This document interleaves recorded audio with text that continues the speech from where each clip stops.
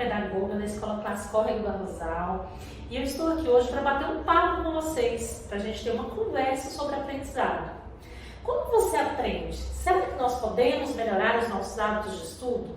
Porque como tudo mudou, vocês precisam estar aí em casa, mas a gente não pode deixar de aprender. E aí, como é que a gente faz? Vamos estudar um pouquinho sobre isso? Olha só, a primeira coisa que nós precisamos entender é que estudar é uma coisa e aprender é outra. Então, às vezes, nós estudamos bastante de uma maneira que não gera tanto aprendizado. E isso é ruim. Então, por isso a importância de nós entendermos e aprendermos sobre as técnicas de estudo que realmente são eficientes, certo?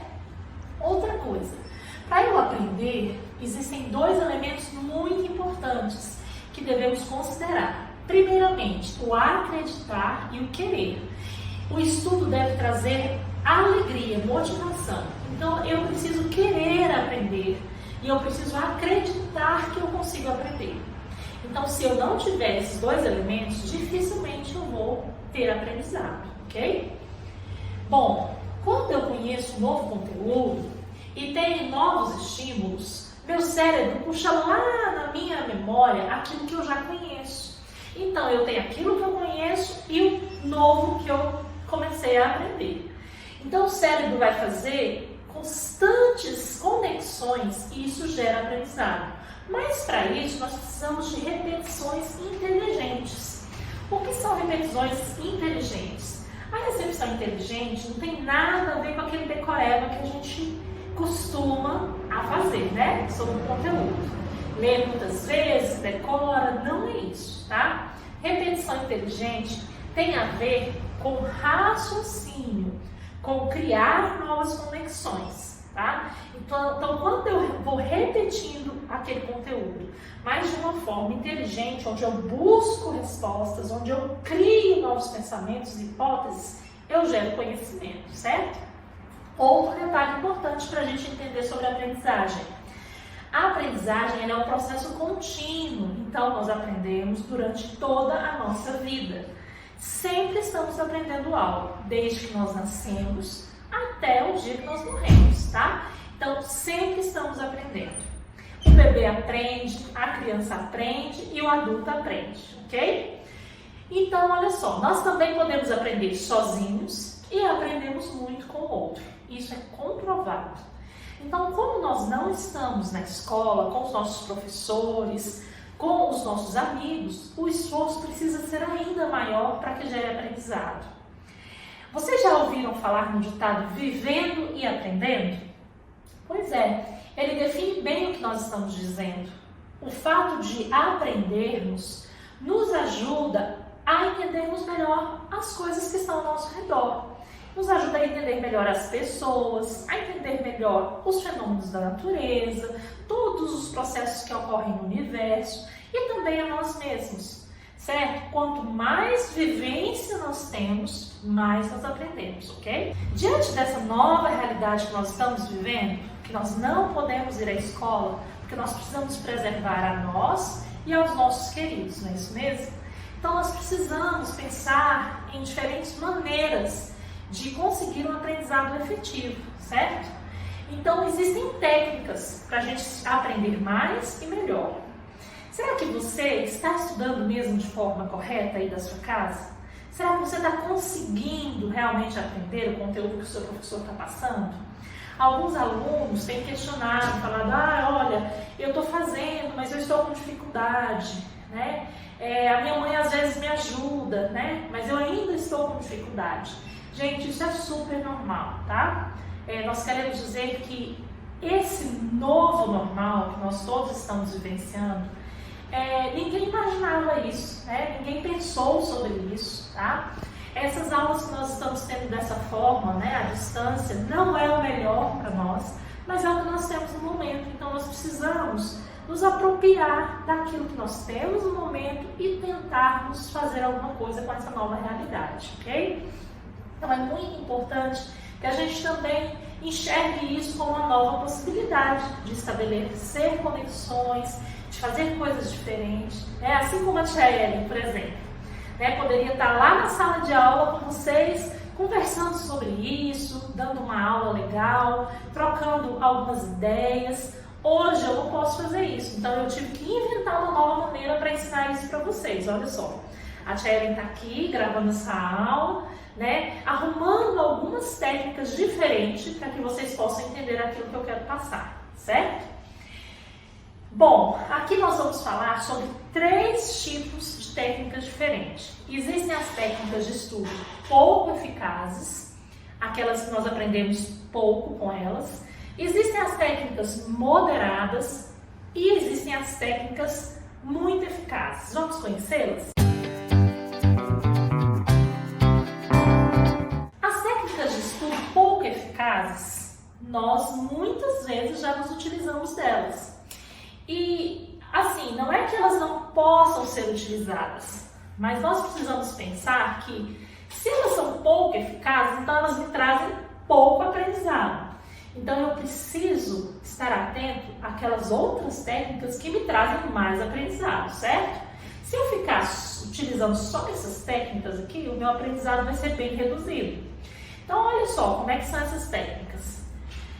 A técnica de grifar texto e destacar as partes mais importantes. Eu tenho certeza que vocês aí já fizeram isso, né? A gente lê o texto, pega aqueles marcadores de texto, né, que a gente adora, são lindos, são importantes também, mas aí a gente sai marcando o texto, aquilo que a gente acha mais importante, e aí depois a gente volta lá naquele texto e faz uma leitura só daquelas partes que a gente marcou. Bom, esse aprendizado, gente, ele não é muito bacana. Ele não acontece de uma forma tão consistente como deveria, certo? Porque a gente tira partes do todo e aí a gente não aprende tanto assim, certo? Outra técnica muito comum, que a gente usa bastante também, é a leitura e a releitura do conteúdo, né? Por exemplo, o professor mandou um texto, então eu leio uma vez, leio 2 vezes, leio 3 vezes e pronto, eu achei que aquilo ali foi suficiente e eu já aprendi. Mas isso não é verdade, tá? A leitura ela é boa, ela é importante, mas só a leitura não gera o conhecimento que nós precisamos, certo? Outra técnica também que nós usamos muito é a técnica de fazer resumos e mapas mentais. O resumo, você pega lá aquela quantidade de textos, comprime e faz um apanhado geral daquele assunto, né? É bacana, a gente precisa aprender a resumir, precisa aprender a sintetizar, certo? Mas não é a melhor forma de aprendermos, ok? Os mapas mentais são bons também, legais, são excelentes da gente fazer também, só que também não nos trazem tanto aprendizado assim. Então, os mapas mentais são aqueles que a gente faz associando desenhos, a gente bota uma setinha, marca alguma coisa importante do que você aprendeu. Mas nós precisamos entender que isso pode estar presente na forma da gente estudar, mas não pode ser a única forma que nós utilizamos para aprender, ok? Por quê, gente? Porque existem técnicas mais eficientes. Agora nós vamos passar, por exemplo, para as técnicas moderadas. Elas são melhores do que as outras e podem nos trazer mais benefícios. Então, quais são essas técnicas moderadas? O questionamento elaborativo é uma delas. É aquela habilidade que a gente tem de fazer e responder perguntas sobre o conteúdo que está sendo estudado. Então, sabe aquela aula que o professor dá e que depois da aula ele diz assim: agora criem 5 perguntas sobre o conteúdo que nós aprendemos aqui hoje. E você mesmo responde. Ou se não, olha, vamos criar uma situação-problema aqui e nós vamos responder essa situação-problema. Essa técnica ela é melhor do que as outras. Porque aqui você está tendo uma mobilidade maior para responder. Então, o seu cérebro está fazendo mais exercício, ele está criando hipóteses. Então, isso aqui faz você aprender melhor, certo? A outra técnica da autoexplicação também é uma técnica muito boa e que dá resultados, traz muitos resultados. Como que é isso, professora? É aquela técnica que você explica a matéria. No lugar do seu professor, quem explica é você. Então, você pode explicar tanto para os outros colegas, como só para você mesmo, né? Então, é uma técnica que gera aprendizado também, um pouco maior do que os outros, e que você pode fazer mesmo à distância. Sabe aquele dia que o professor te chamava lá na frente, na sala de aula, e dizia assim: olha, Maria, vem aqui, vem resolver essa questão aqui para ti, aqui no quadro. E aí você vai lá, você explica como é que você fez, como é que você achou a resposta. Essa técnica é a técnica da autoexplicação. Isso gera aprendizado, um aprendizado maior. Então você pode fazer isso daí da sua casa. Como, professora? Você pode gravar um vídeo dizendo sobre a matéria que o professor explicou, né? Você pode gravar um áudio, se você não quer gravar um vídeo. Então tem várias formas de você colocar essa técnica também em prática, ok? E aí agora vem as técnicas mais eficientes. Sabe aquelas técnicas top? Com essas aqui a gente aprende muito mais, gente. Essas técnicas, elas são a forma mais eficiente que nós temos para aprender. Então vamos prestar atenção, que técnicas são essas? Olha só, são os testes práticos. É quando a gente coloca o conhecimento que a gente recebeu em prática, ou seja, ele sai do papel e você faz a experiência daquele conhecimento. Como assim, professora? Lembra daquela aula de ciências que a gente fazia lá na escola, que a gente fazia uma experiência legal, que a gente ia para algum lugar comprovar aquilo que a gente estava aprendendo? Ou aquela aula onde a professora deu uma receita de bolo e a gente fez o bolo junto com a professora? Que legal que foi!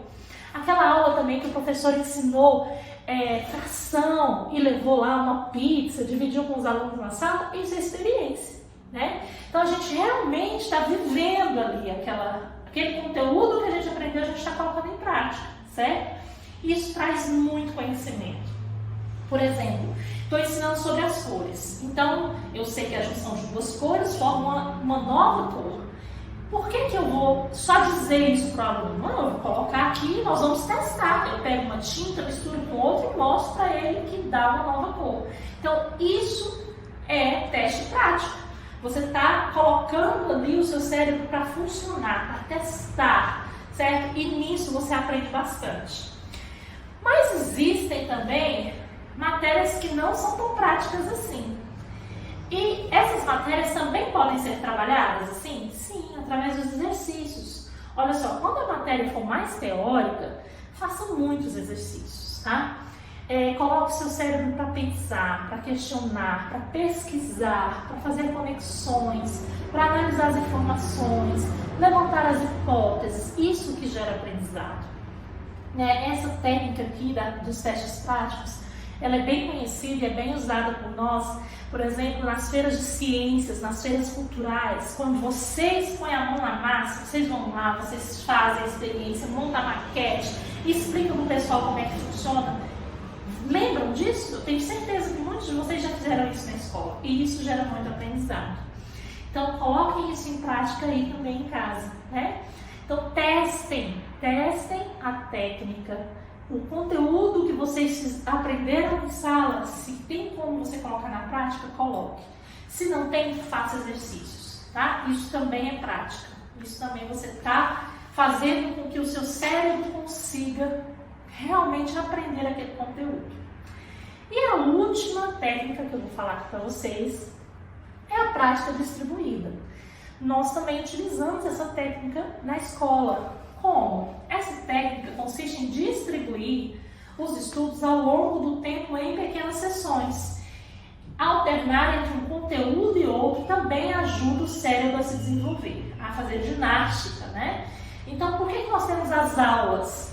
Temos aula de matemática, depois de português, aí intercala, depois vem geografia, justamente para isso, para visitar um conteúdo e outro, e aí o cérebro aprende mais, tá? Então, se eu fico muito tempo no conteúdo só, a chance de aprender ela é menor. Quando eu faço essa conexão entre um conteúdo e outro, a minha chance de aprender é maior. Então, aí na sua casa, arrume o seu horário de estudo, o seu espaço de estudo, né? E faça isso, reveja os conteúdos. Se hoje tem só atividade de matemática, não tem problema, volta lá naquela atividade de português que você fez ontem. Veja se não tem alguma coisa que você precisa melhorar, né? Tenta olhar lá o conteúdo de ciências e faça essa revisitação de conteúdos. Isso vai ser muito bom para o seu cérebro, ok?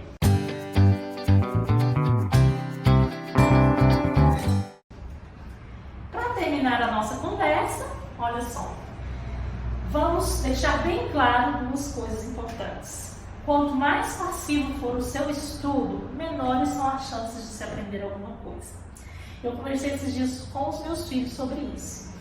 Quanto mais você fica parado, quanto menos esforço você faz, menos você aprende.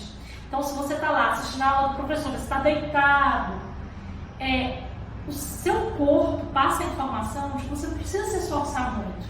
Então, você retém pouco conhecimento, né? Agora, se você toma um banho, senta, pega uma caneta, pega um papel, anota, faz pergunta para o professor, o seu corpo manda mensagem para o seu cérebro que ele tem que se exercitar, ele tem que trabalhar. Então, quanto mais esforço você fizer, mais você aprende, ok?